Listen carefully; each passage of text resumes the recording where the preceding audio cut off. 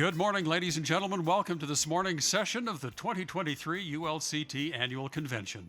Now, please welcome to the stage ULCT President, Mayor Jeff Silvestrini.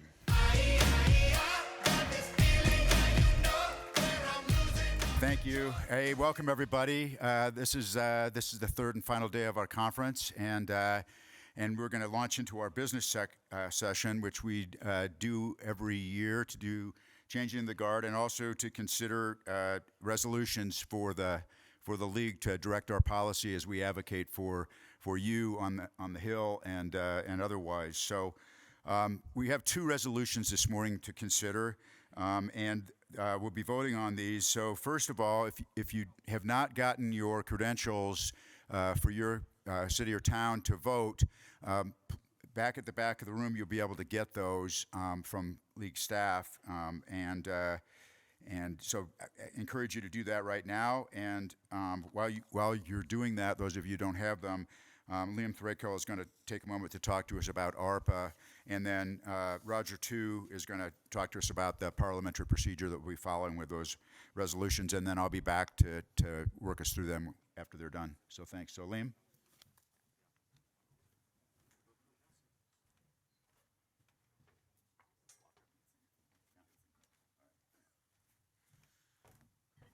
Okay, awesome. Good morning, everybody. Just to clarify, the credentialing is at the bottom of the stairs down there, so if your city has not grabbed those, please do so now. We're going to be closing that very soon. Okay.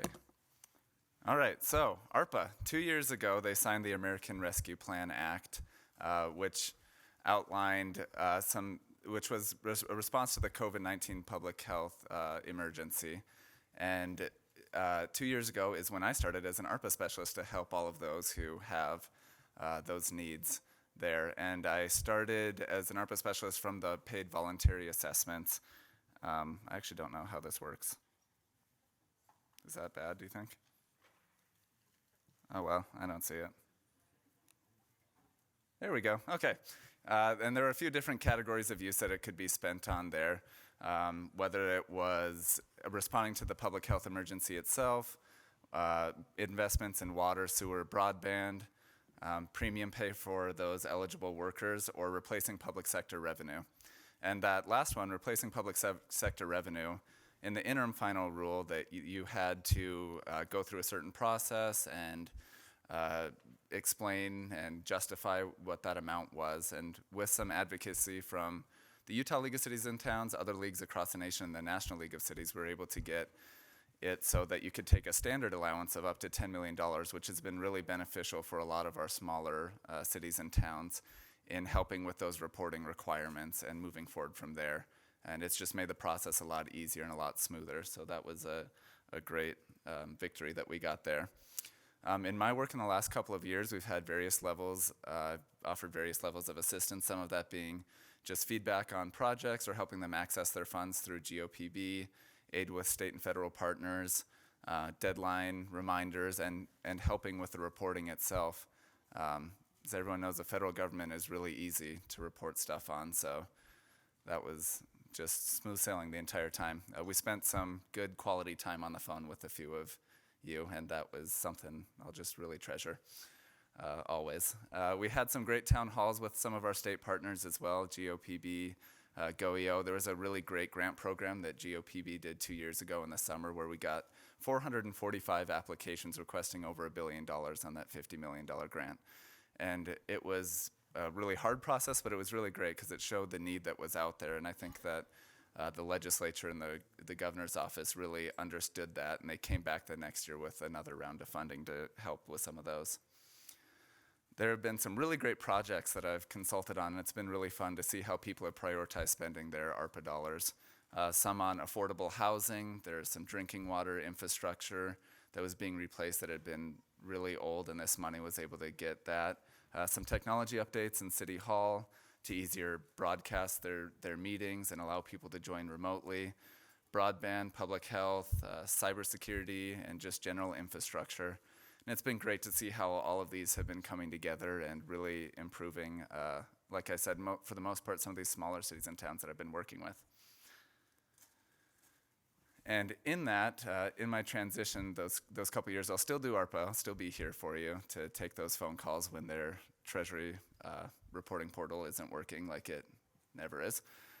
We have a local administrative advisor program that is really excited that was funded this last session, and that's putting an individual in each of the associations of government to help with these administrative functions for the cities and towns of population less than 10,000 and really focusing on the 5,000 and less that don't have professional administrative staff and a city manager or city administrator. And it's a first of its kind in the nation program, and we're figuring it out along the way, just as the AOGs are, and they're already working on it. They're already getting out there and getting a lot of programs done, and it's been exciting to see already. As you can see there, we have a little bit of the scope of work, whether that's going to be helping with personnel or budgets, HR ordinance updates, grant writing, grant reporting, and everything along those lines. So I'll be working on that with Gary Watcott from our team. Gary has a ton of experience in municipal government, and he's super great, and he's been super helpful already, and we're building out some training and curriculum there. And yeah, our contact information is at the bottom there. If I haven't been able to catch you yet so far, I hope that you'll grab me at some point before the day is over. And I just got to say, it's been a really awesome conference, especially in the rural part of it. We've had a great rural track, and I've seen a lot of you again and again in the different breakouts, in the caucuses, at breakfast this morning. And it's been one of my favorite conferences so far because I feel like we're really getting some good momentum. And I appreciate everyone's partnership, and it's been really great. So thank you so much.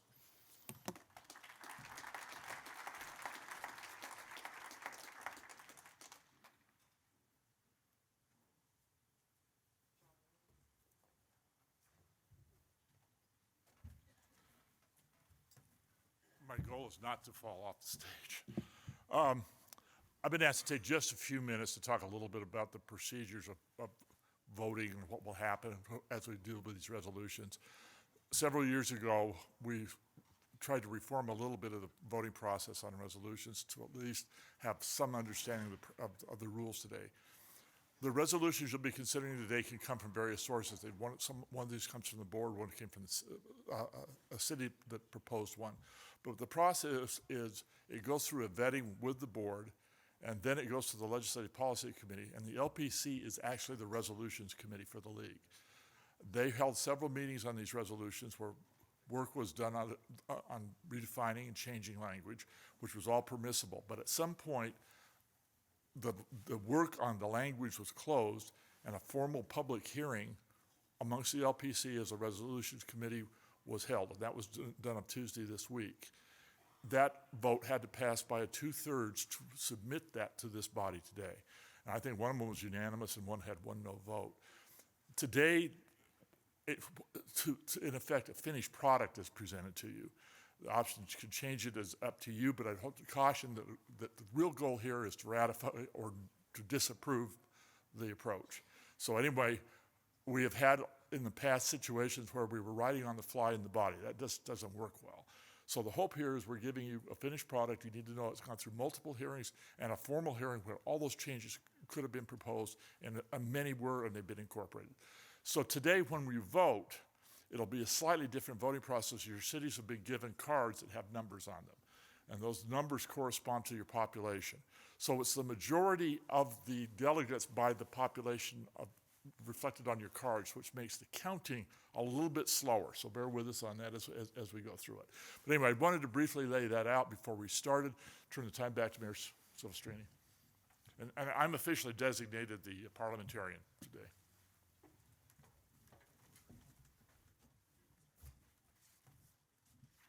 Thank you, Roger. That's helpful. We have two resolutions, as Roger mentioned. The first resolution is number 2023-01, and this is the Dignity and Civility in Local Politics resolution.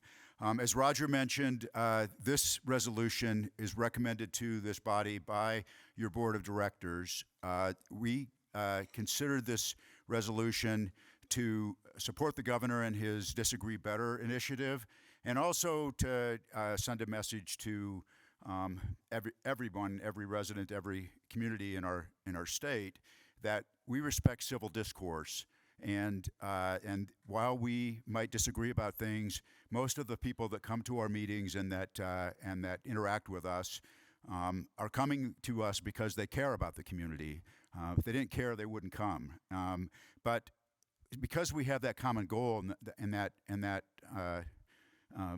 motivation to help, it's important that we disagree civilly and that we avoid being bombastic, and that we just limit it to being basically grandiloquent, which is maybe pompous but still civil. And so this resolution actually, yeah, pardon? Oh, okay. Cam says the board of directors should come up here to help me support this, I guess. So come on up, board members. Anyway, we offer this. I also want to say that when this resolution went to the Legislative Policy Committee, there were some amendments to it. There were some communities that were concerned that we not adopt a resolution in this space that was mandatory or that might be used against us if some communities didn't feel like they wanted to adopt something. So this resolution is suggestive. It recommends, but it does not compel, and it says that this is what we should do. We support this. So I think that the board would join me in recommending this resolution to you. And with that, I will call for a vote on the resolution. With those communities that are in favor of this resolution, please raise your card so they can be counted. Pardon? Sure. Anyway, sorry. Are there any questions? I'm sorry. Are there any questions or discussion? If you'd stand up if you have any cards. It's really hard for me to see right now. And I'm not seeing anybody. Anybody? All right, I'll ask for a motion to approve the resolution. So moved. Is there a second? Second. All right, multiple seconds.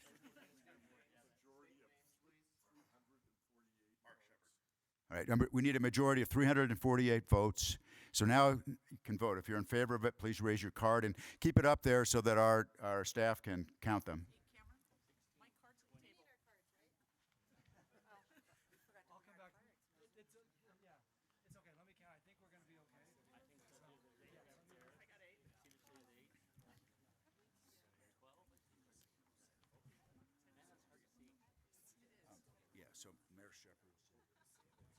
All right, so for the record, Mayor Shepherd made the motion, I believe, and Kate Bradshaw seconded it. Is that good enough? All right.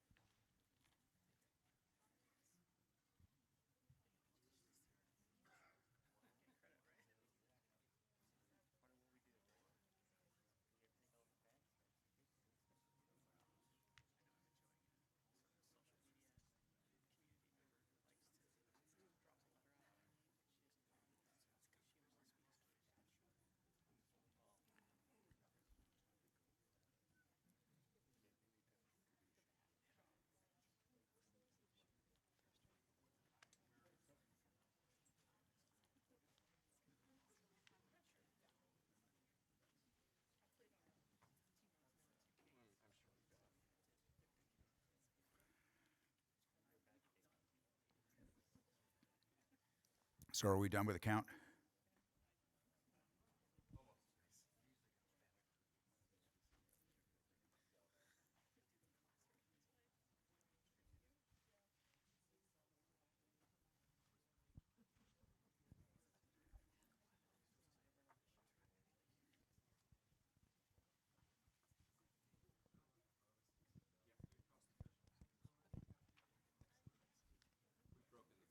Pardon? Okay. Are there, okay, I think we've got it. Are there any opposed?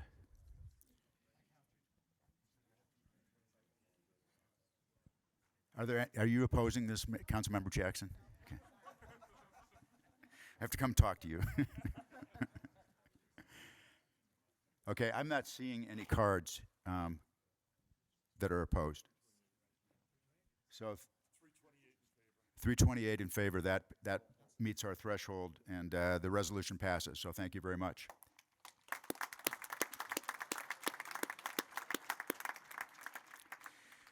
Okay, our second resolution today is Resolution 2023-02, and this resolution is stressing the importance of preserving the local authority of cities and towns as municipalities. This resolution basically requests that the state not engage in preemptive legislation that impinges upon our local authority. And this resolution was brought to us, recommended to us by Salt Lake City Corporation, and the board has supported it, and the LPC has supported it. You know, frankly, this is one of the things that we work on the most when we're up in the legislative session on the Hill, is trying to work with the legislature to have them respect the space that we operate in as local governments and not preempt our traditional authority, because we recognize that one size does not fit all, and that local leadership know their communities better in many instances than the state legislature trying to enact broad sweeping types of legislation. So I believe that this resolution is supported from what my interaction with you by most of our members. Yeah. So, and Councilmember Dan Dugan from Salt Lake City is here. Dan, do you want to speak to the motion?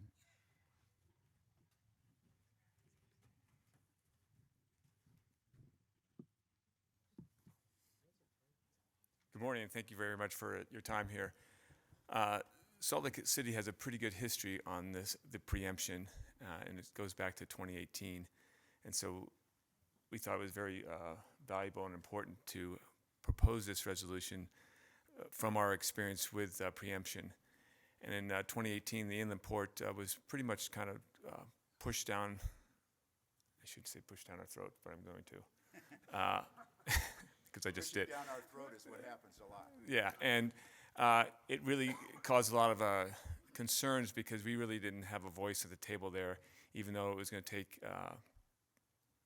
20,000 acres from out of our authority of land on the west side of the city. And the discussion was one way, and we were kind of told this is what you do. And it hasn't turned out all that great, and over 4 years, we've had a better relationship with the legislators. We've had some good collaborative discussions with them, and it's moving now in the right direction. But it took us, well, I say 4 years because that's how long I've been in office, but it's really been 6 years to get to that point. And that took a lot of effort from the city, but it also took some open minds from the legislators to make that happen. And so the thought was that we don't want this to continue going down the road. And I just want to read the very first one of the resolution's statements. It says, the state of Utah should respect and uphold the principles of local self-governance, refrain from unwarranted preemption actions, and engage in collaborative and constructive partnership with local governments. The unwarranted was in 2018. The collaborative effort was in 2021, 22. And we saw the big difference in how things are moving forward at this point. So that was a proposal, and that's why we're here today. So thank you very much. And we had a lot of great input into this resolutions over the last few months. So thank you very much, Mayor. Thanks, Dan. Thank you. And so, as Councilmember Dugan mentioned, some of the discussion that we had with respect to this resolution at the Legislative Policy Committee was actually to insert the word unwarranted preemption rather than just preemption, because there have been instances where the league has actually agreed to some preemptive actions where we believe that it was good policy. So it isn't an absolute, but we're cautious about it. So that's why that word unwarranted preemption is in there, and that's a compromise that was implemented to basically satisfy members that were concerned that we not be viewed to be hypocrites in some instances where preemption is maybe warranted. But I know that with respect to some of the proposals that we have had to face time and time again, and I think we'll be coming back about zoning by right, even eliminating single-family zoning in our communities, or requiring general plans to become mandatory, whatever that is supposed to mean. Those are things where we resist state preemption, and that's what this resolution is about. And folks may say, what do these resolutions mean? What good are they? Well, they send a message about what the policy of this organization is. They give us a platform to stand on with the legislature to show that we are unified in these positions, and they help the board of directors frame the policy of the league as we go through the session to make sure that we are reflecting the will of this body. So that's the purpose of them. So with that, I will entertain a motion to approve Resolution 2023-02. Okay, so I didn't hear who made the motion. Can you state your? Yeah, I will after that. So who made the motion? State your name. No, I made.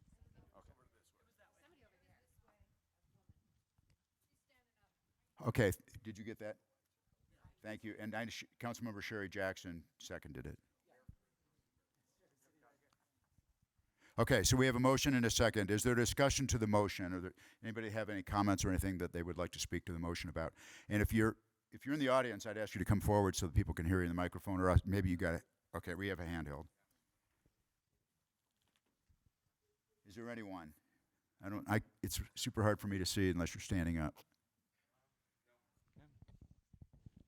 Okay, apparently there is none. So there being no discussion then, we'll call for the vote. Those in favor of the motion, please raise your cards.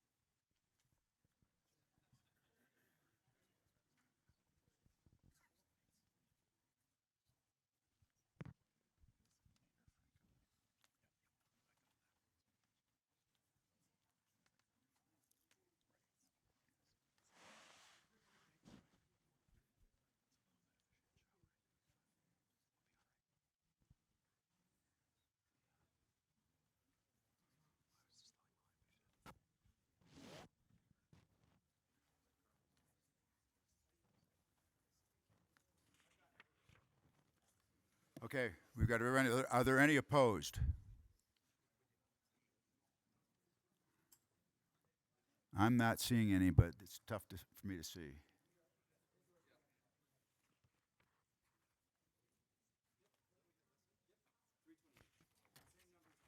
Okay, so that resolution is approved as well by essentially a unanimous vote. So thank you very much. Thank you for voting on these resolutions. We're going to spend the rest of our morning hearing from League staff. First will be Deputy Director Justin Lee, who's going to give us a legislative preview about the things that are cooking right now in the legislature and that we'll be facing in the session. And then Deputy Director Molly Wheeler will talk about engagement. And finally, Cam Diehl, our League Executive Director, will give the State of the League address. And Justin.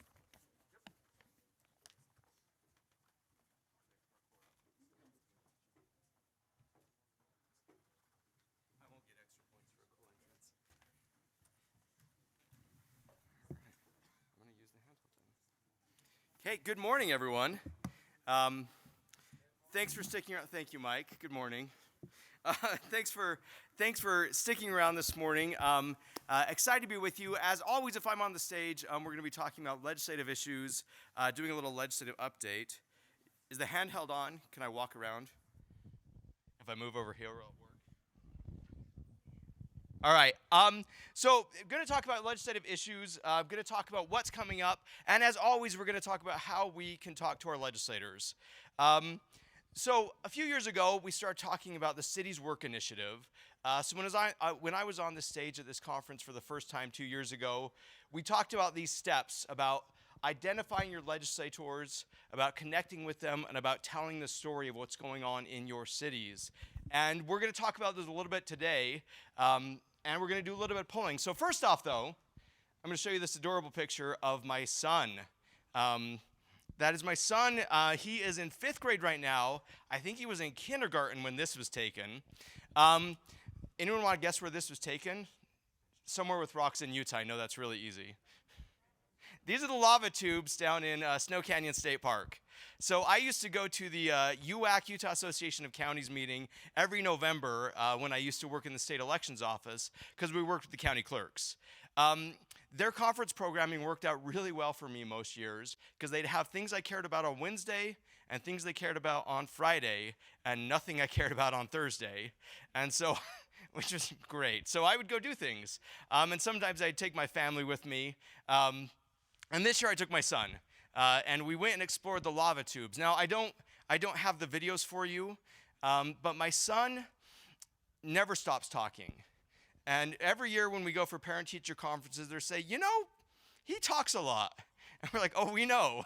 We definitely know. I took him to Disneyland last year, so just me and him on a trip. And no joke, he talked for 16 hours a day straight.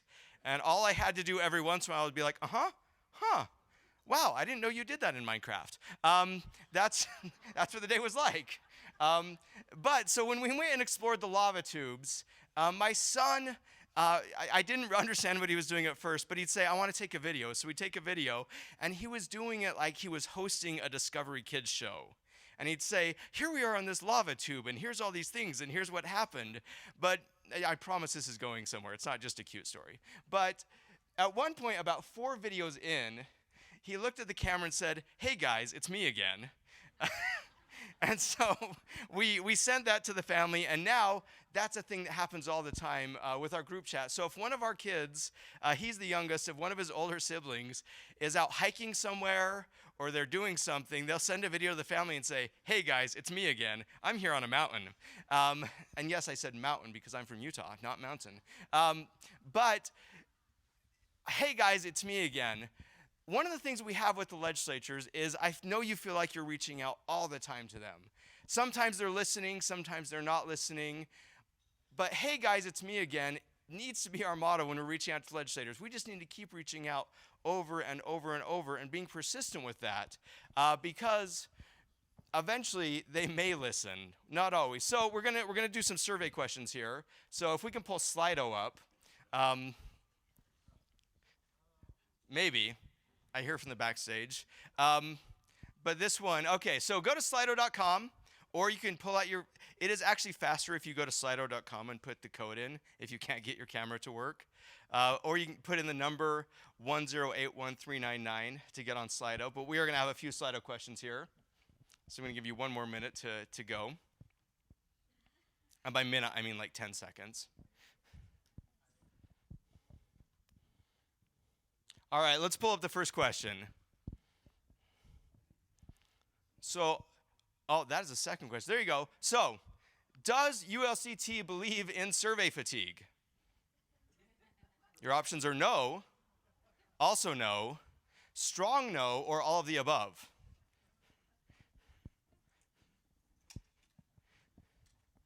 So the correct answer is all of the above. We ask you for a lot of questions. We ask you for a lot of data. We are trying to be a little bit more judicious in some of what we ask you. But when we're asking you for data, that is how we tell our story to the legislators. They are hearing all the time, constantly, every day, I said the same thing 3 times, from people who have anecdotes about things that are going wrong, either in development or with water or whatever it may be. And our best way to combat that is by showing them the data. So, yes, we ask you a lot of questions, but we need that data, we need that information from you, because if not, someone else is going to tell the story. Okay, let's jump to the next question. All right, just for fun, you're going to rank full-time league staffers in descending order by age. We're just really curious how old you think people are. Now, Roger and Meg and Gary, we exempted you because you're not in the office all the time. And also, this was fun. So rank full-time league staffers. Who do you think's the oldest? Who do you think's the youngest? You can think about it for a minute. You can pull up our bios and see what you can glean. Yeah, okay, all right, Nick and I are in a tie up there. This is fun. Cameron is at the bottom. That makes no sense. He's been here way too long for people to think he's the youngest.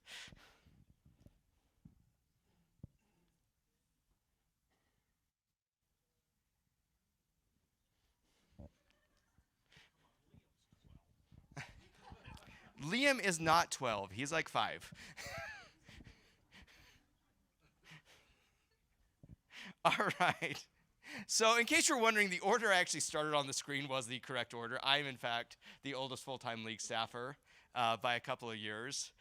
Then it is Cameron, then it is Nick, and then it's Molly and Angela and Katie and Cassidy, and Liam, yes, is the youngest. Aw, I know, Liam's adorable. Liam also just had a baby this last year, if you didn't know. So he is the youngest, but he is a dad. So that one's just fun. Let's jump to the next slide. All right, another fun question. Which ULCT staffer performed in the musical Sweet Charity in high school?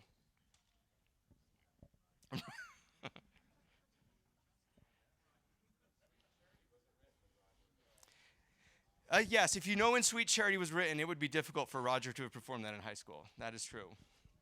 If you don't know when Sweet Charity is written, that doesn't matter.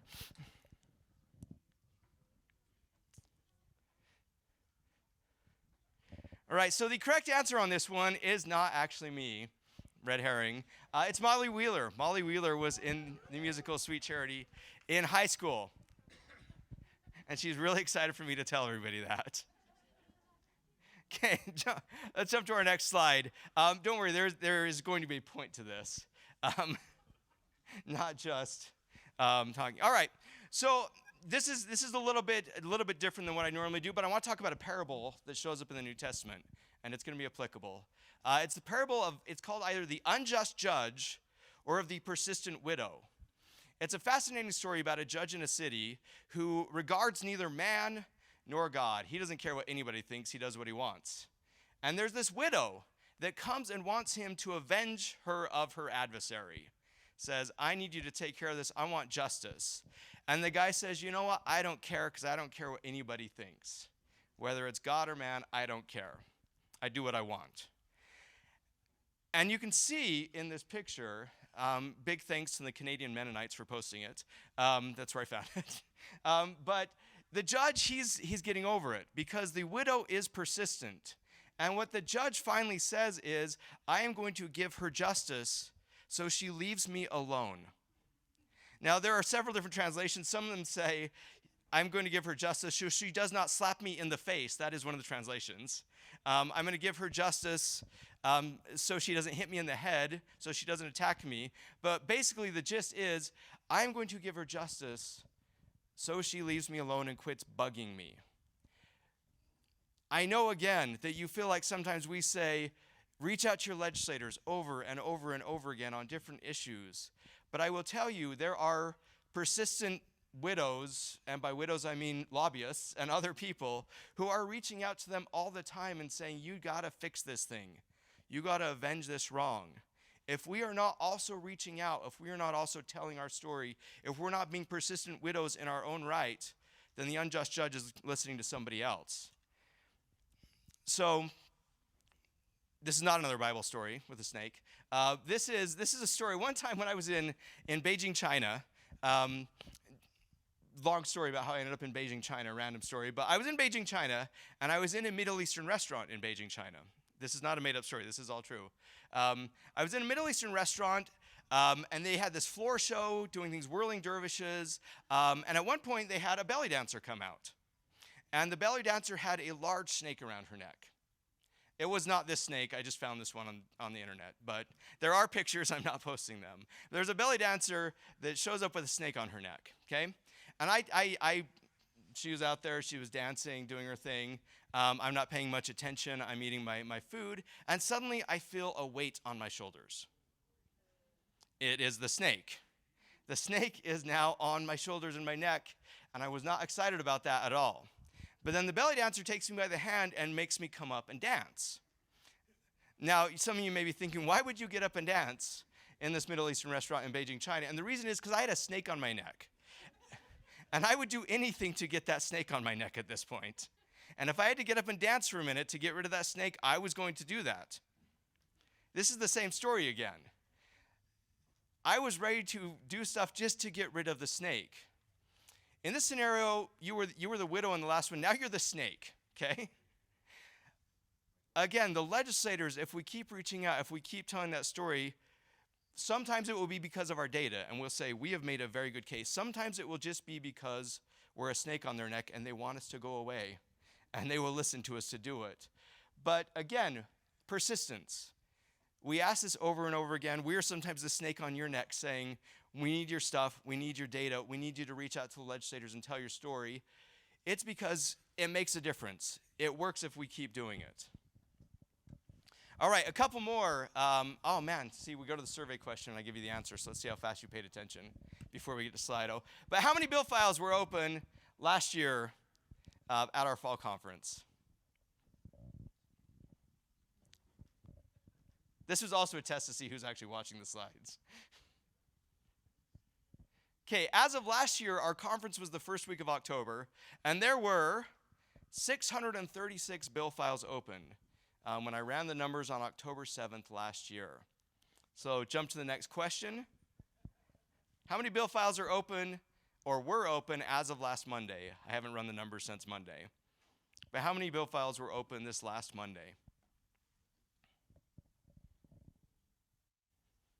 And some of you have heard this number, so this was also a test to see if you've been paying attention other parts of the conference.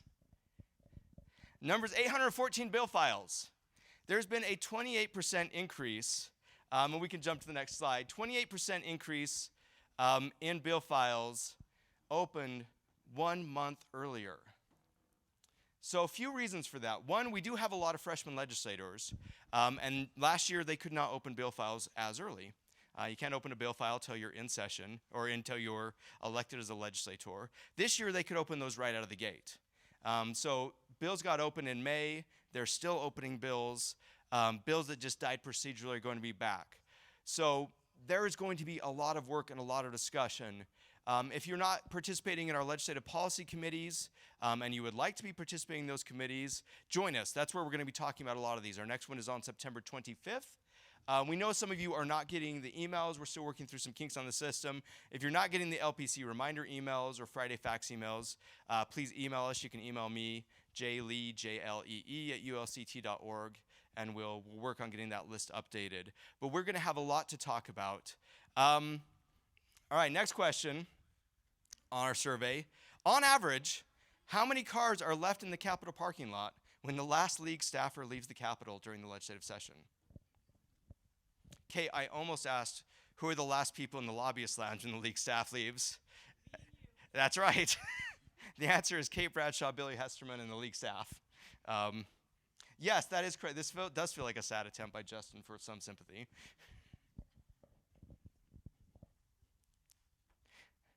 Let's jump to the next slide. There's no right answer on this one, because I do have a great picture. Oh, did I go too far? I'm going to go back a slide. There it is. Did you see that sad blue car in the back of the parking lot? That's mine. That white car, that's a trooper. They're up at the Capitol all the time. But this is not an odd picture.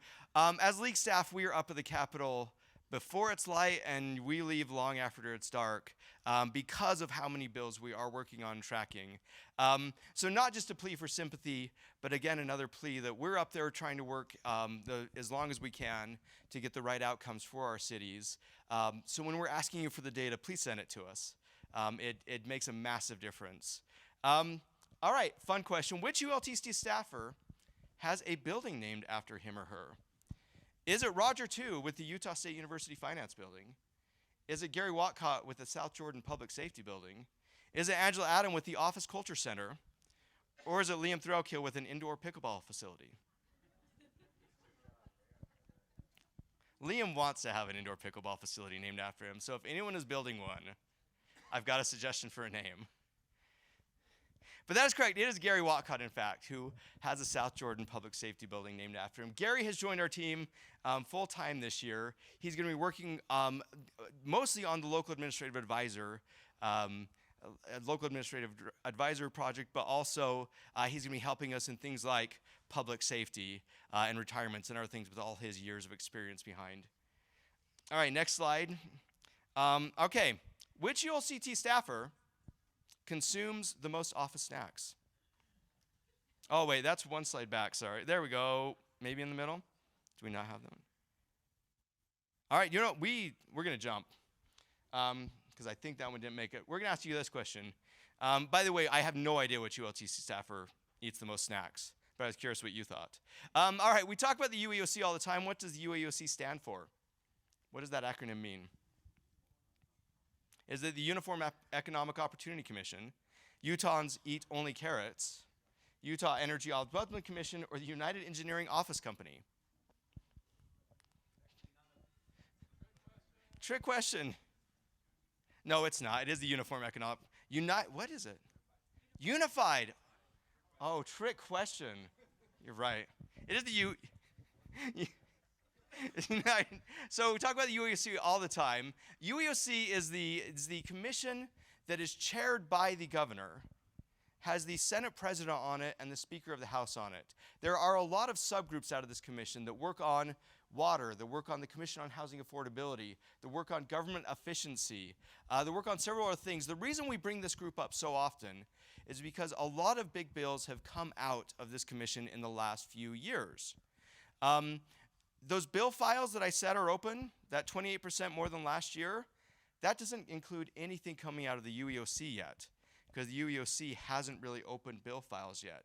Now, the UEOC can open their own bill files.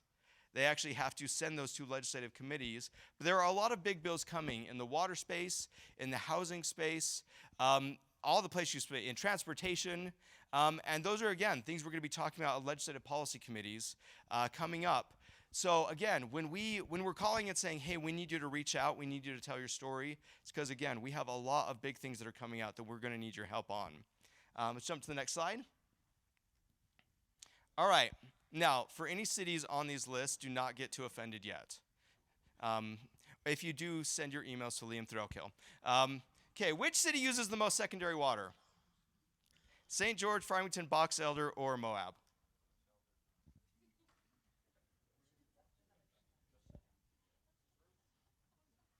Box Elder's not a city, I know.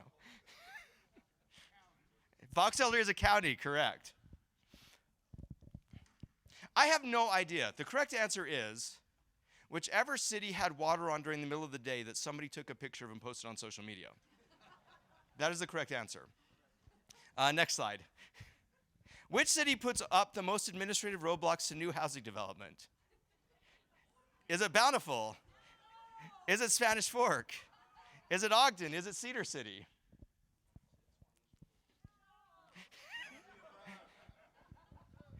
The correct answer on this one is whichever city a developer is working in today. Next slide. What percentage of cities raised property taxes in 2023? Was it 105% of cities? Was it 3% of cities, 15% of cities, 98% of cities? Okay, so the point of these slides is all of this is bogus. Obviously, made this up, okay? None of these are real stats. And in the lack of data, if there isn't any real data, if we don't have the information we need to tell your story, someone else is making stuff up and just saying what happened to them. We can't combat those anecdotes. We can't combat the real data unless we or the fake data unless we have real data. So that was like my 7th time saying it differently. Please help us find the real data. Please help us get the real stories. If your legislator is seeing that Facebook post about who's using the most water, or they're talking to the developer that says, my city is causing all these roadblocks. Again, the only way that they're going to get the alternate version, the version that you have the data on, the real version, is if we're talking to those legislators. So one final plea, continue to work with us. Come to our LPC meetings, help us take those positions on the policies that are coming up. If we're asking you for data, we're going to try to be very judicious about that, or we're going to try to get the data that we really need. If we have an answer, if we know the answer, we're not going to worry about it too much. But we're going to ask you for that data if we really need it. And then finally, my last plea to be persistent. If you've seen Ferris Bueller's Day Off, Ferris needs his friend Cameron because Cameron's got the 1961 GT Spider Ferrari to make his plan work. And Cameron says he'll keep calling me until I come over, and finally decides to go. Be a little Ferris Bueller here. Keep reaching out to those legislators until they say, okay, they'll keep calling me. Hey guys, it's me again, until we listen. So thank you all for your help. I'm going to turn the time over to Molly Wheeler.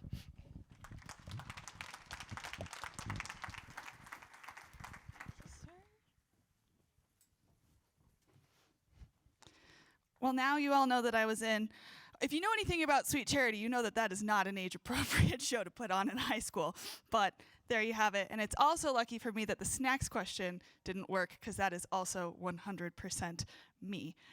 So I am here with you today for an engagement update. Really quickly before I get started, I want to make a quick plug for the USU Utah Wellbeing Survey. Right now, there are over almost 50 cities that participate in this. It's a free study. You can participate with Utah State. Really quickly, is anyone in here doing this study right now? I know there's a couple of you. Well, actually, I know there's 48 of you. I just don't know if you're in the room. They have their applications open now. They will come and do a survey with your residents about the quality of life, what they value about living in your city, what they'd like to see changed, and so forth. It's a really great opportunity for both you and your residents, and we highly encourage you to take advantage of it. I'm here to chat with you about our engagement, and one of those big projects right now is Your Land, Your Plan. A massive thank you to those of you who participated in our regional trainings. We had 8 throughout the spring and summer, all across the state, and it was really fun to come to each of your communities and connect with you and learn about the land use issues that you're working with. As has been going on this summer and will continue to go on, there's an opportunity to meet with Zions and to dig into your land assets a little more and get some more personalized feedback about what your options are. And the final kind of stretch of this that we're really excited about is we are finalizing an online curriculum with Urban 3 that will be hosted on Strong Towns. It's a pretty robust online curriculum. It will be free and available for everyone to access. So if you haven't been able to participate in Your Land, Your Plan thus far, hopefully we can get you in there with this online curriculum. Another big update we have for you that we are really excited about is our newly elected training. We are, with the altered election cycle this year, we are kind of altering our timeline with this.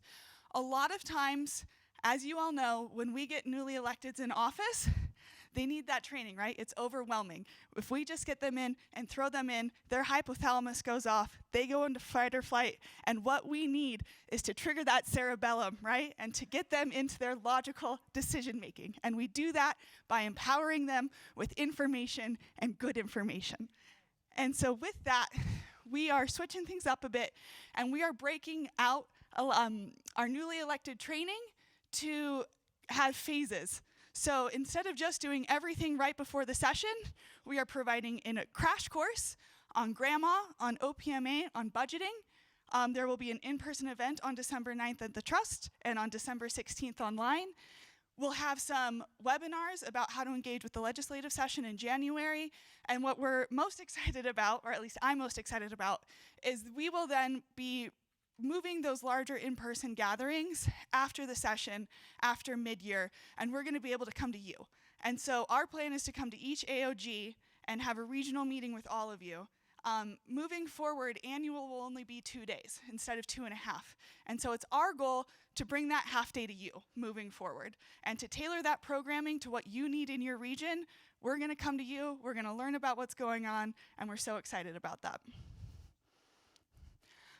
As you know, we've been also working really closely with the Dignity Index and the Governor's Disagree Better initiative. You'll see on your table, we have co-branded cards for the Dignity Index and the ULCT. So take a look at that.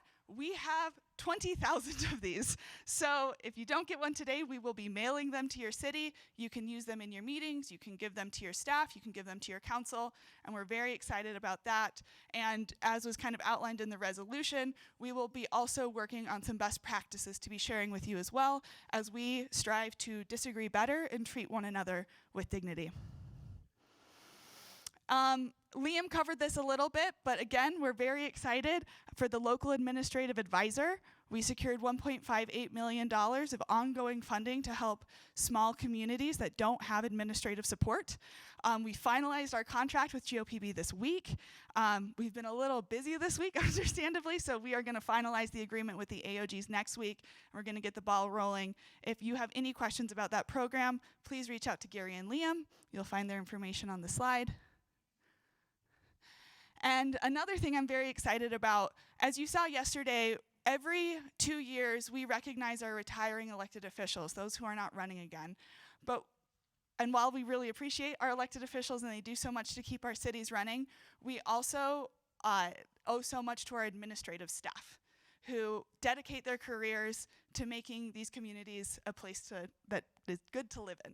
And so we would like to develop a program where we can consistently recognize administrative staff who are dedicating their lives and careers to these communities. We're going to call them our community champions, and we're going to get that rolling in the next year. And if you have any questions or thoughts about how we can make that the most meaningful and impactful, please let us know, but we are really excited about that opportunity. So with that said, I'm going to wrap up my time. I'm going to hand it over to our fearless leader, Cameron Diehl, and thank you so much for your time.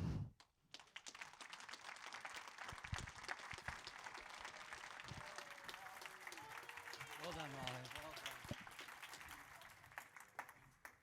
Thank you, everyone, and thank you for taking the time to join us this week for the 2023 annual convention.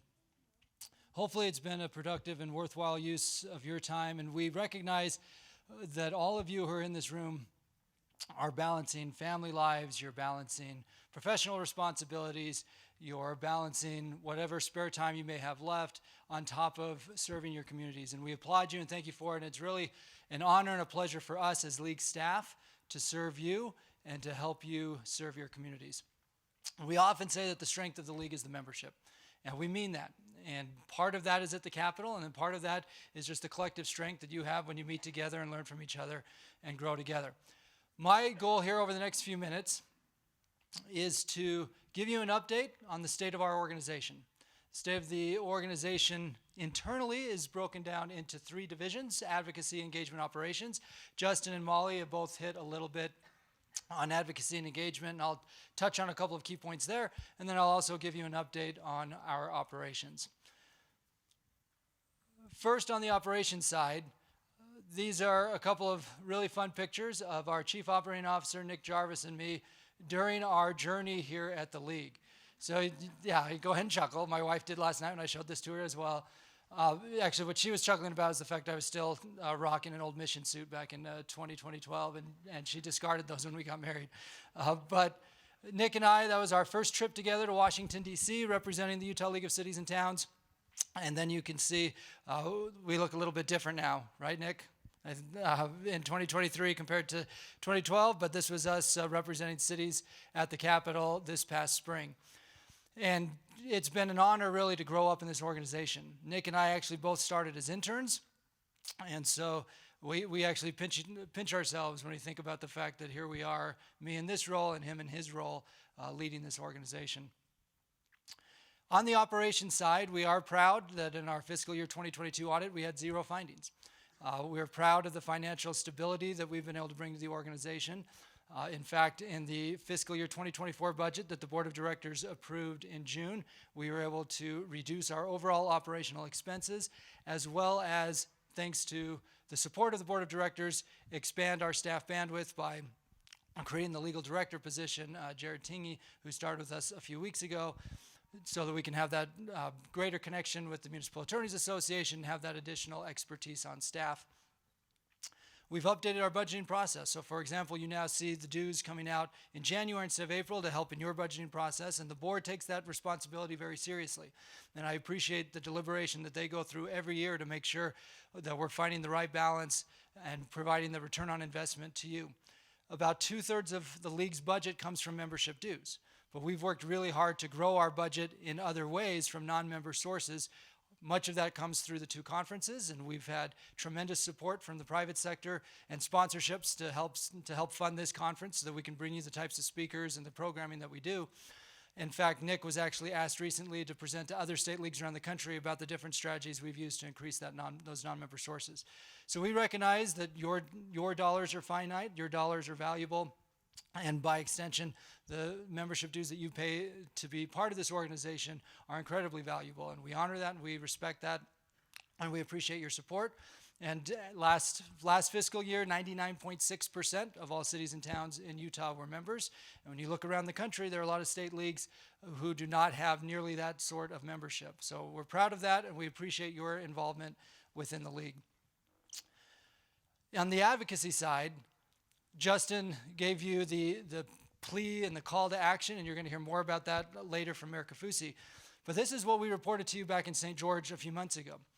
These were really the 4 key themes of this past legislative session. And the big one here that I want to emphasize is that it really is a year-round legislature now. When I started the league back in 2006, we tracked about 100 bills that impacted cities and towns.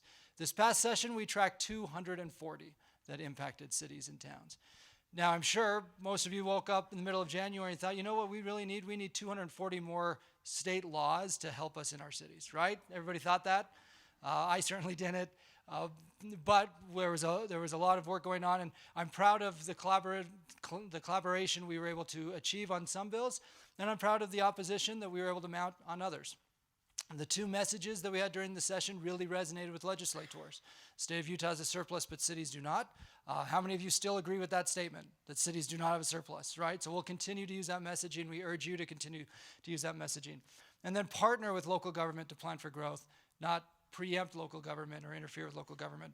And then we also saw historic investment in rural Utah with the local administrative advisor and other things. Well, as we talk about the return on investment that you get from being members of the Utah League of Cities and Towns, there is actually a dollars and cents component to it. It's not just the work we do on the policy side, but there is an actual dollars and cents piece. This was prior to the past legislative session. This is just an aggregate amount in recent years because of our collective advocacy of money that's been available to cities and towns. This is just a snapshot. But to give you an example, in the 2 transportation-related things in House Bill 362, we added up how much money has gone directly to cities and towns because of the passage of those bills. And you can see between those 2, it's well over $400 million. That is money that's available to you as cities and towns to invest in your transportation infrastructure, in addition to the other resources for secondary water and local assistance. And then this past session was the 2nd largest session of my career, which again, I've been at the league since 2006, but the 2nd largest session of my career of additional dedicated money for cities and towns for transportation funding. But there's another piece to that. And the other piece to that, again, is the return on investment that you get from being a member of the league. Our staff worked diligently to aggregate the fiscal impact of all of the bills that would have had a negative impact on local governments. And it was at its peak over $118 million of unfunded mandates or $118 million of potential negative consequences on cities and towns. And we successfully fought off more than $100 million of that, in addition to securing the dedicated funding for cities and towns once counties impose what we refer to as the 5th. So when you do the math, you can see the value of our collective strength within the organization of speaking up for cities. And what was really important to recognize here is that most legislators did not know until we told them what these negative fiscal impacts were going to be. And once they knew, they were very receptive. So when Justin is urging you to be like the other Cameron from Ferris Bueller's Day Off, legislators want to know. They want to know that this bill or this policy idea is going to have this impact. Because what they don't want is to find out after the fact from their cities, you passed this bill, it's going to cost us all this money. They want to know up front, and it's imperative that we work together to make sure that they know. Well, I mentioned it's a year-round session. These are my daughters, Annalise and Sierra, and you can see our countdown chain on the wall. Yeah, thanks. The countdown chain is for every day of the legislative session. We've done this throughout their lives, and my daughter Annalise has her birthday right during the session. I realized that was bad timing, but what are you going to do? So they're always super excited when we get to the last day of the session. They got up early that morning before I went to the Capitol. I haven't had the heart to tell them, though, that really all that meant was that they stopped enacting law. because it really is a year-round session. In fact, they say to me all the time, "You're going to the Capitol today? It's not the winter." Well, again, it's the year-round nature of the session, which is why it's imperative that we all work together. Justin shared this depressing stat earlier, and it is rather demoralizing.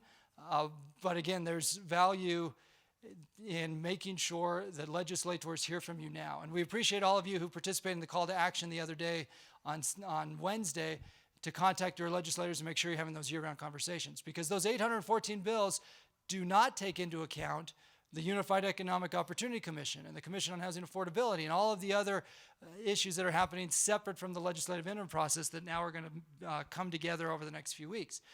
All of the blue circles here are all the different subgroups that the League is involved in within the Unified Economic Opportunity Commission. And what I want to drive home here is that not the quality of the graphic that I put together one Friday night here to try to explain what was going on with the UEOC, but the fact that all of those orange boxes are League representatives that are at the table for all of these discussions. Sometimes it's Justin, sometimes it's me, sometimes it's Mayor Silvestrini or any number of other individuals.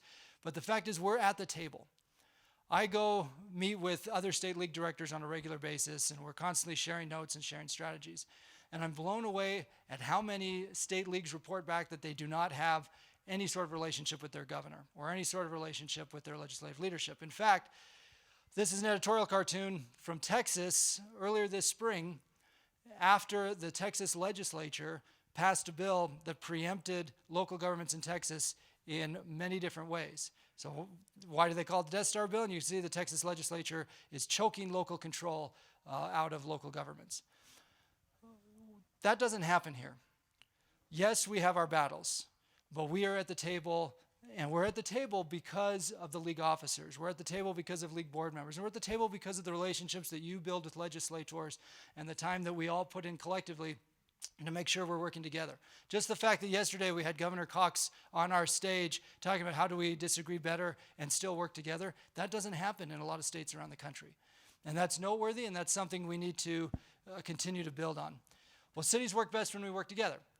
Justin mentioned the Legislative Policy Committee, and hopefully all of your cities are participating in it. Those are the upcoming meetings before the session starts. The session will start in January. Every city in town is entitled to participate. And then Justin was doing the Slido during the meeting, but I want you to know that we read every survey response that comes to us through LPC. For example, in this past legislative session, we used Slido at every LPC meeting to get feedback from LPC members, because we had about 200 people on each call, and we would ask you questions on different policy topics that were right there in front of us. So one, for example, was a proposal that would have set a state standard for residential road width at 25 feet. And so we surveyed the LPC through Slido, got tremendous feedback. In fact, 86% of the LPC members said that was an unacceptable standard. And then we got a lot of feedback about what that would mean in different communities. We were able to aggregate all of that information and take that back into our negotiations. That's just one example of the way that we use the different data points via Slido and then with the surveys that we send out. Make sure you're getting Friday Facts, and during the legislative session, that email comes daily. We have different work groups that we put together in LPC. And then we have Local Officials Day, which I always refer to as our secret weapon, because that's when we bring our youth councils to the Capitol. I was a member of the Murray City Youth Government once upon a time. My wife was a member of the Farmington Youth Government once upon a time. My 5-year-old sometimes has her birthday on Local Officials Day, so she's come a couple of times. But it really is a secret weapon at the Capitol, because those kids help humanize us as cities. And legislators like meeting with the youth. They like getting the pictures with the youth. So please make that a priority so you can get that FaceTime with legislators during the session. I mentioned the LPC surveys.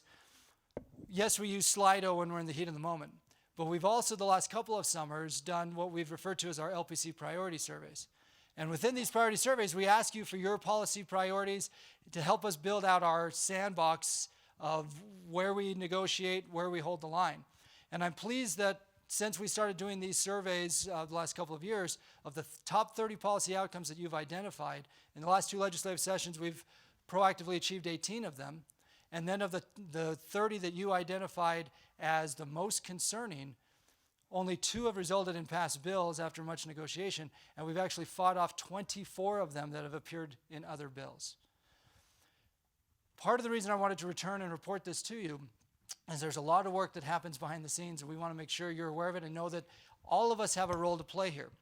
And to illustrate that, I'm going to take you back to last Thursday night at Rice-Eccles Stadium. Who all was there? Liam, raise your hand. Yep. Andrew, yep. Mayor Silvestrini, Clint, wherever you are. I saw you there. In fact, I felt like half the Layton City Council was there. At Rice-Eccles last week, for those of you who don't know, the University of Utah actually installed a seismograph station at the base of the stadium to record the impact of the crowd. So I'm very proud that I played 1/53,000th of an impact on those numbers on the third down offside, the third down stop, and the touchdown pass on the first play. So you can see the impact of the crowd celebrating, cheering, and forcing Florida into 4 dead ball penalties, false starts, and delay of games. Well, I wasn't actually on the field. Yes, I'm far too old for that now. But I did my 1/53,000th of a part in order to create the environment that helped the team succeed. And it's the same thing for all of us. We all have different parts to play in order to make that impact at the Capitol on behalf of our cities and towns. So what does 2023-2024 hold for us? I'm excited for the new board of directors that you'll have an opportunity to ratify here in a moment. In the advocacy space between the UEOC and the upcoming legislative session, we have a lot to do. On the operations side, we told you we've added 1 FTE, and Jared, we're excited to have you on the team. We'll continue to be responsible in how we invest and spend the money that you entrust us with. And then on the engagement side, you could see the different programming options that we are pursuing, and that's in large part based on the survey results over the last couple of years that you provided us of what you would like to see, particularly with these different types of regional events. And then we will all convene mercifully and thankfully after the session in beautiful St. George in April. Well, I also want to take a moment and thank the league staff. I've referenced several of them so far, but we have an incredibly dedicated, talented, capable staff who I'm very, very proud of. This group of professionals dedicates time and passion and energy in order to serve you. You've met on stage today the 2 deputy directors, Justin Lee and Molly Wheeler. I've mentioned Nick Jarvis, our COO, and Jared, our legal director, Carson, our policy director, who also started with the league as an intern and has spent his career with us thus far, Meg Ryan, senior land use manager, Liam, our policy analyst, Gary Watcott, who we've hired as a senior advisor. I'm going to come back to Katie in a second, our events manager. We just hired Cassidy Hansen to help us rethink our communication strategy based in large part on the board feedback. Our operations coordinator, Angela, keeps the trains running on time, and we often refer to her as our director of office culture because of the enthusiasm and camaraderie that she brings. Our law clerk, Casey, our digital media producer, Kendall, our general counsel, Roger, I'll come back to him in a moment, our legal advisor, Todd Godfrey, and our financial oversight consultant, Dave Sanderson. I said I'd come back to Katie because we have been able to enhance the programming that we provide both in mid-year and here at annual as well as local officials day because of the professionalism that Katie brings to us. We never had an events manager on staff until we hired her. She's the first one we've had, and she's been a fantastic asset to the entire organization. So on behalf of all of the staff, will you just give a round of applause to Katie and the rest of the team?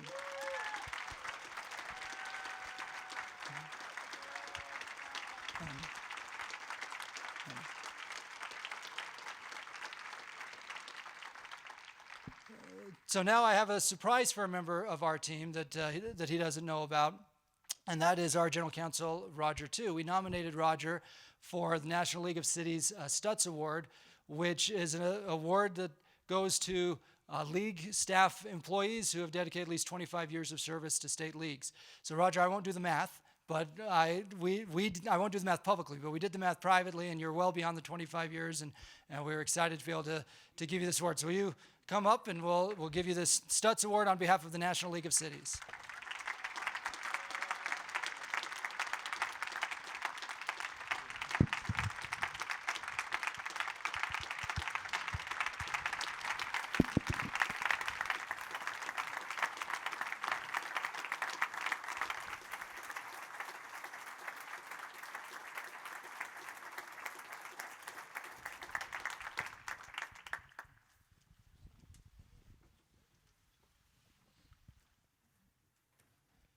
in addition to Roger, I also want to thank a couple of other people who are what we refer to as our extended family.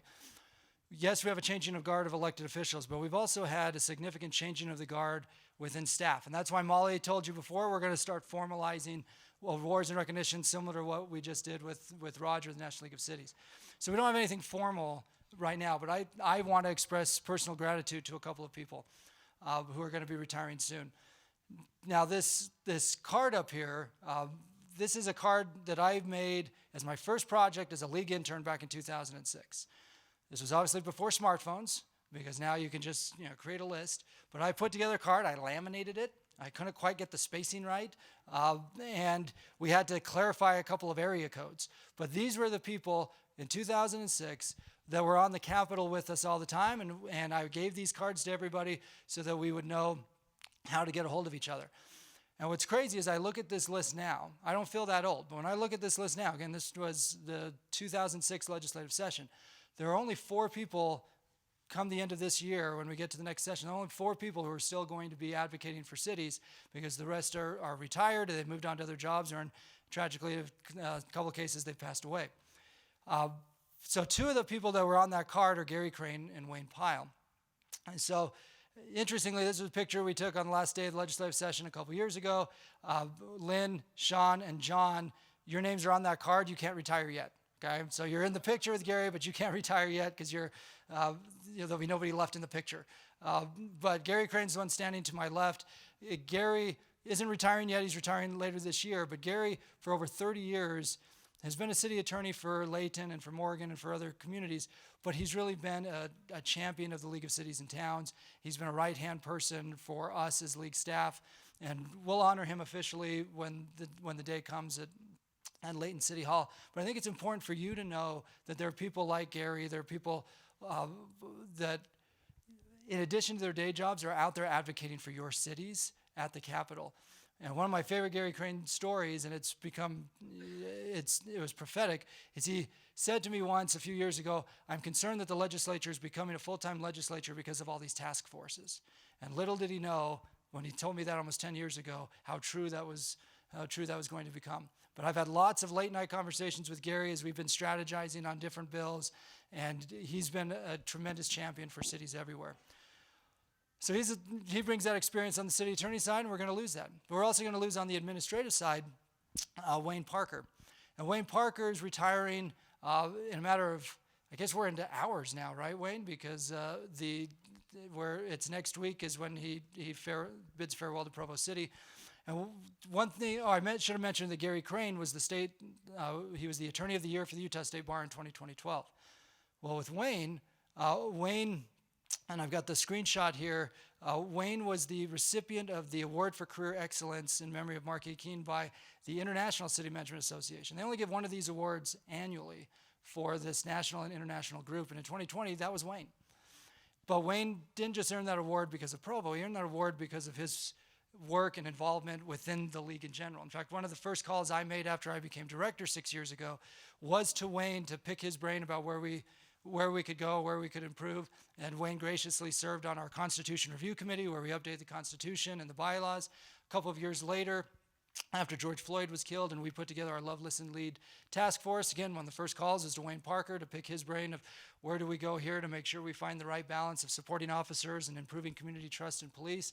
And Wayne graciously served on that task force and brought tremendous ideas. And Wayne, I'm a Utah fan, but I have a soft spot in my heart for Provo City, especially coming in a few minutes here when the mayor of Cougar Town becomes my president. So Mayor Kaufusi, I'm very excited about that. But Wayne, I appreciate all of the ways that you have contributed to Provo and to Ogden and to all of the cities within the League of Cities and Towns in order to make those communities better places to live. Downtown Provo, the airport, broadband, you name it, and your fingerprints are on it. Because of people like Gary and Wayne, the league really is a stronger place. And I want to take a moment to applaud both of them. Wayne, will you stand up so you can...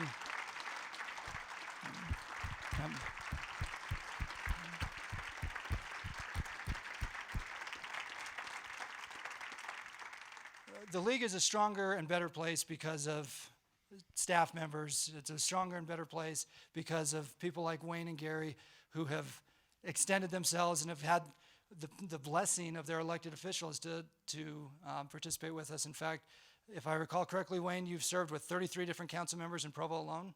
Yeah, that's awesome. Well, the league is a stronger and better place because of our elected officials too. And I want to wrap by personally thanking Mayor Jeff Silvestrini. Yesterday he spoke to you about his time as league president and what he's accomplished, but it barely scratches the surface of what this man has done on your behalf, not only over the past year, but over the past few years. I remember when Mayor Silvestrini was newly elected and came in and met with the league and was trying to get his bearings. And little did I know at that time that fast forward a few years and he and I would be negotiating bills on public safety and on homelessness and on land use and implementing the Wasatch Choice Vision and station area plans and all these huge bills that have major implications on the state, and Mayor Silvestrini has been involved in all those negotiations. Little did I know at that time that the mayor and I would be meeting with the governor, we'd be meeting with legislative leadership, that we'd be attending meetings at the White House together advocating for cities, or that after a long day of meetings at the National League, that he'd agreed to go on a long walk at midnight through the National Mall. And it was great to have the National Mall to ourselves that night. But you'll see some of the pictures that I selected here to remember him by. My favorite one is him just being mayor and serving his community and making a difference with his residents. And whether it's Mill Creek Common or flooding preparation or whatever it is, Mayor Silvestrini has been present everywhere within his city. So I've been very fortunate to get to know him, to get to know Leslie. I appreciate Leslie's willingness to share you with us as president. And I've very much appreciated my relationship with Mayor Silvestrini. And Mayor, I think it's fair to say that not only are you the first mayor of Mill Creek, but you're the best mayor of Mill Creek in city history. Is that fair? So everyone, thank you one more time to Mayor Jeff Silvestrini.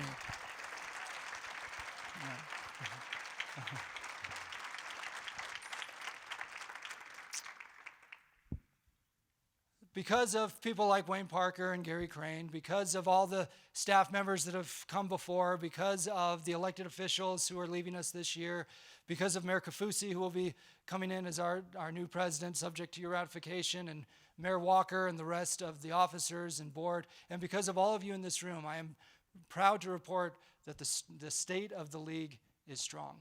Thank you for your support. Thank you for your engagement. Thank you for your involvement within the Utah League of Cities and Towns. Thanks.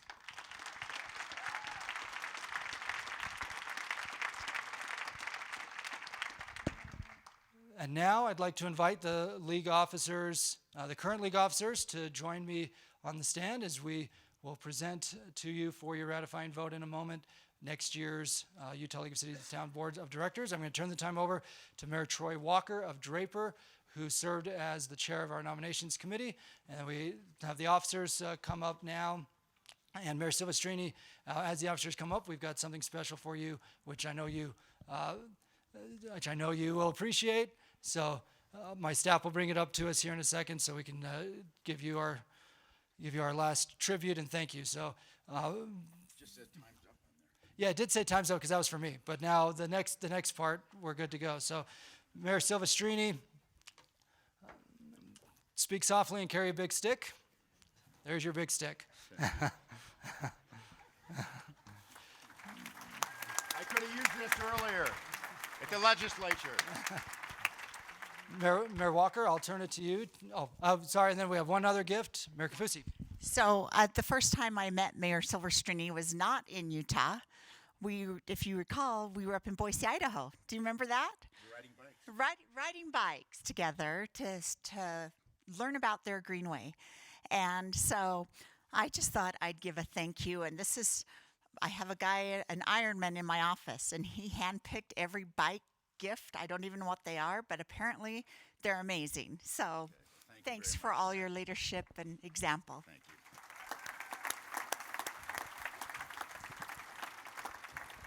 Well, thank you. It's great to be here with you. I would like to just add as well, if I could, as a mayor in Salt Lake County, we work with Jeff not only on the league, but we work with him in our group, our conference of mayors, and all the things that we do in our own county. And I want to tell you, I love Jeff. These are his qualities. He's smart. He's calm, which sometimes I could use. He's methodical. He can get mad, but he hides it well. But he's a good negotiator. He's been an amazing league president for us. I really, really do want to tell you, he's just got some really good skills, and he's put them to work for us. He's put them to work for all of us. Even if you didn't know, we've been fortunate to have Jeff. I just wanted to let's give him one more round if we could. He's been amazing.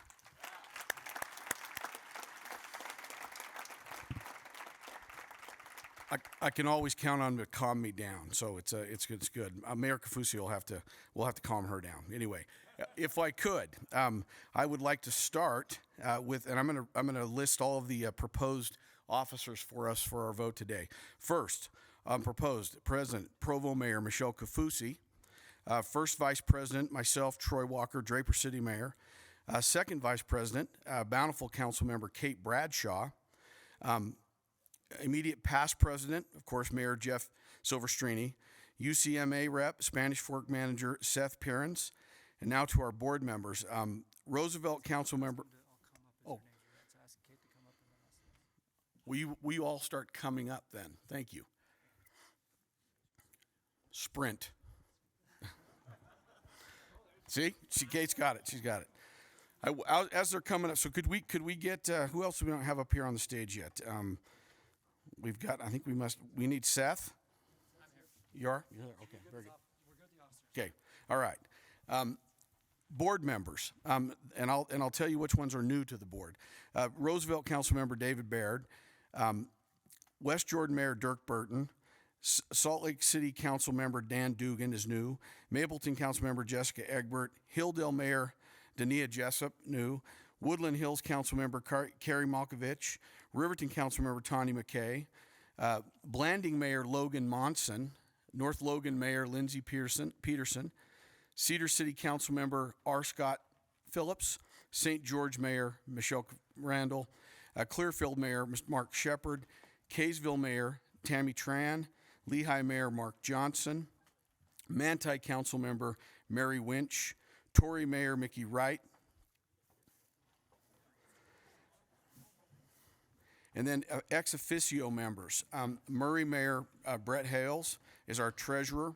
Harriman City Recorder Jackie Nordstrom, UCMA representative. South Jordan Mayor Don Ramsey, our UEOC representative. And Roger Tu, our ULCT General Counsel. You want to come up again, Roger? You've had enough trips. All right, so I do also want to thank our nominations committee. The job of second vice president, which I'm happy to hand to Kate, is the job where we impanel the group that does the interviews. What you have to know is that we had 4 or 5 spots that we were talking about, and we had over 15 people apply for the spots. We are very lucky in Utah to have such quality people apply. And the decision of the committee, and I want to thank them, they took their time. We had a couple of meetings, and as they deliberated, and the age-old saying was tough decisions to make because everyone is amazing. Everyone's awesome, and this group is your proposed group for this year. They're also amazing. So now, if we've got everybody up here, I would like a motion to approve this group as our new officers for the upcoming year. So moved. Who do we get? Name, please. Kendall? Kendall and Harris from Bountiful has made the motion to approve. Is there a second? Tom DeSirement, Mill Creek. Okay, so we have a motion and a second. Is there any discussion? All right. All in favor of this group as your new officers for the upcoming year, say aye. Aye. Are there any opposed? I'm going to take that as unanimous. So thank you. Congratulations to all of you.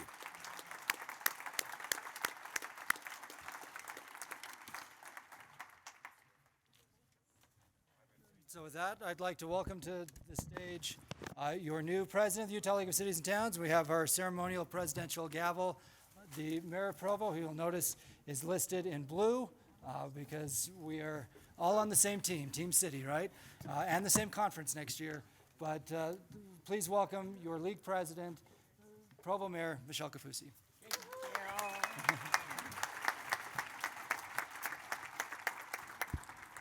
So many props. Well, I'm honored and excited, and if anyone that's worked with me as I look around the room, a lot of you have, you know you better just buckle up, because I tend to work fast and effective, and I never like to sit still, and I like to get stuff done, so I'm really excited. As was announced, I am Michelle Kaufusi. I am the mayor of Provo, or as Cam said, Cougar Town. So I was proud of him today because I'm blue and he's wearing a purple tie. So red and blue makes purple. We're trying to come together on that. So it is my honor to serve as president of the Utah League of Cities and Towns, representing 245 of the Utah's thriving incorporated municipalities. Each one of you has received a Speak Up megaphone. Aren't these fun? At registration. I'm excited to explain more, but first, I'm going to bring back an old friend from many of our childhoods to set the stage. Whew! It sure takes a lot of work and people to get bills passed in Utah, but I wonder who that sad little scrap of paper is. I'm just a bill, yes, I'm only a bill, sitting here on Utah's Capitol Hill. Well, it takes a lot of people to make me a law. They're citizens and cities, legislators and commit. They'll make me a law someday, at least I hope and pray that I will. But today I'm still just a bill. Gee, Bill, you certainly have a lot of patience and courage. Well, I got this far.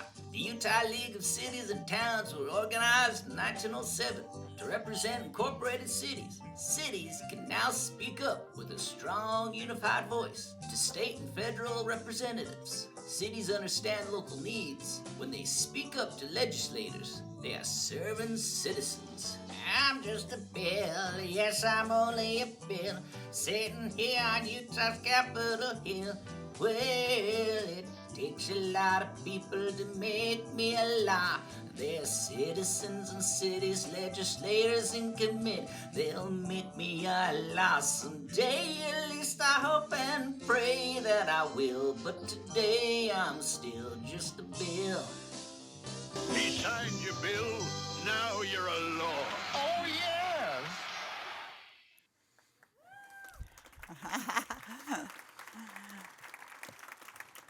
I couldn't resist, right? That's such a childhood fun memory, and now it's all going to be in our heads all day.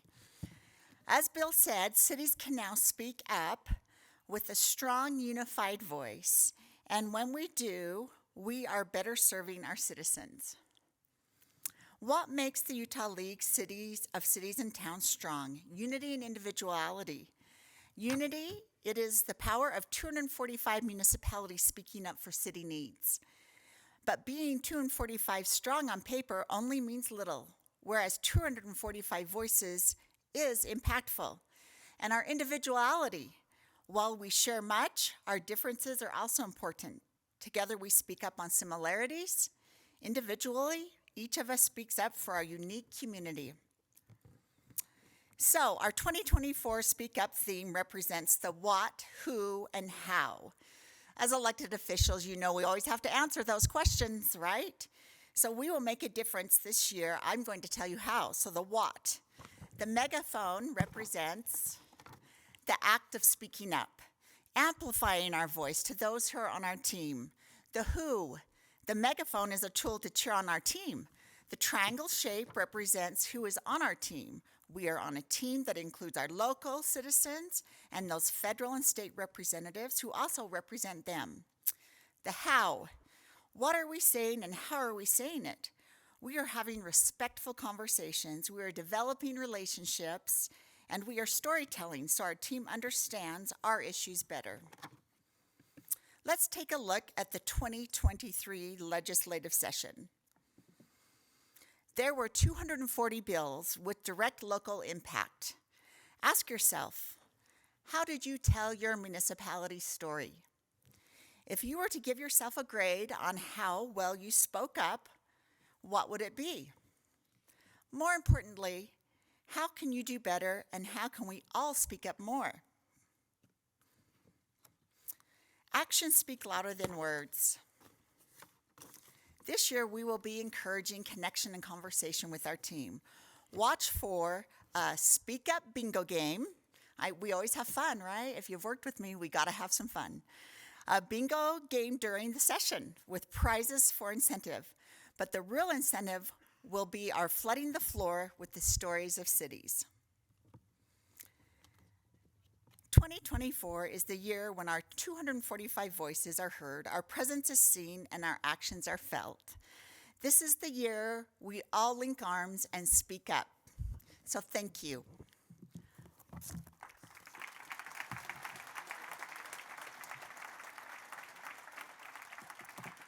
I'll turn the time back over to President Mayor Silvestrini. Well, now what do I call you? Immediate past president. That's so sad. Has been. No. Has been. No. Michelle Kaufusi is going to be a great league president, and I look forward to getting out of her way, but helping her in every way possible. She's an amazing person. Since we met in Boise, we've been a team so far advocating for stuff. And the other thing that I'll say is that Michelle is not afraid to put her input in to make things better. Okay, on our policy resolutions, it was Mayor Kaufusi that spoke up and said, "This will make this resolution better. It'll make it more acceptable to all of our members." So she's got an eye out for all of us, and she's going to be a great advocate for us. So I look forward to working with you, Mayor. Thanks.